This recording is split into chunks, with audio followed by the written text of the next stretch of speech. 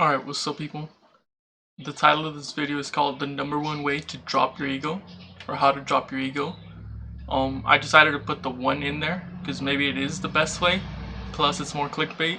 Gotta do it for the title, for the video title. So let's get started. The problem that we have nowadays, a big problem today, is narcissism. And this narcissism is self-inflicted, like it's done by the person, like it's not done by anybody else, like it's forced upon them. So this self problem is like an excess of ego. You could say pride, and it's really damaging to people. And I could go on how it damages people in their relationships, especially. But if you want to focus, like let's see how it damages themselves. Um, they just can't seem to do right, and they have this, and their castle, which is their identity, like they just have like so much defenses. And I'm gonna tell you how to put that away because I think it's for the best. So right here I put like how to drop your ego. I wrote put your defenses down and reach out. Now that sounds funny, but I think it's the best way. Like you gotta try to listen, like just don't be so sensitive and hostile, and then you connect to people again. And I'm gonna tell you 3 ways why you would want to do that, because egoistic people don't change. But some people can, I think. I mean, I changed. I mean, I grew up in LA and I don't have a big ego. Now, I never actually had a big ego, but I did have an ego, of entitlement, of what's it called, grandiosity, just being better, being smarter. So yeah, it's definitely there. And I'm sure for all the people of LA. And I don't think it's just LA. I rag on LA a lot, but it's actually the whole world. And here are 3 reasons why you shouldn't do that. So, number 1, those times are gone. Basically, your childhood.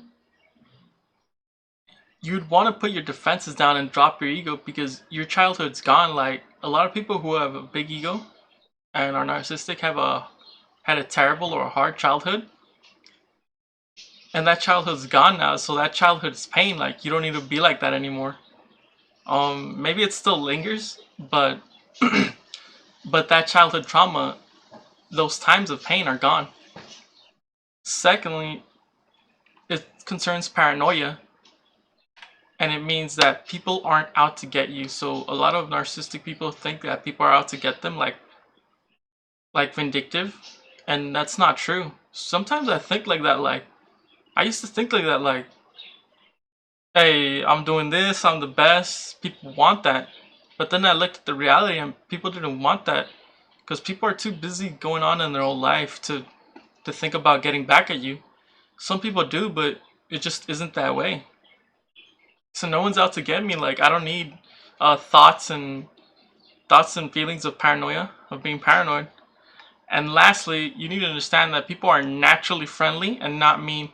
Sometimes when it looks like it's too sensitive out there and too cold out there, you think people are naturally mean, like strangers, girls, after rejections, after people in random places around the city. You think people are naturally mean, and that's actually the complete opposite. People are naturally friendly because most people, when it comes to you, are neutral.